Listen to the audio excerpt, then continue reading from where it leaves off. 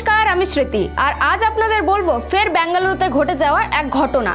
ফের বেঙ্গালুরুতে চলন্ত বাসের মধ্যে একে অপরকে জুতো দিয়ে বেদম মার দুই মহিলার, এবং এই দুই মহিলা যাত্রীর কাণ্ডে পুরো হইচই পড়ে যায় বাসের বাকি যাত্রীদের মধ্যে। আর সেই ভিডিও ভাইরাল হয় সমাজ মাধ্যমে।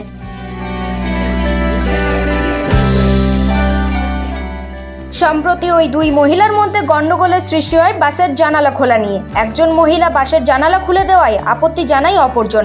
তা নিয়েই শুরু হয় ওই দুই মহিলার মধ্যে তর্কাতর্কি। এরপর সেই তর্কাতর্কি চরম পর্যায়ে পৌঁছে গেলে একজন মহিলা অপরজনকে জুতো দিয়ে মারতে শুরু করে, আর সেই ভিডিওয় ক্যামেরাবন্দি করেন অন্য একজন যাত্রী।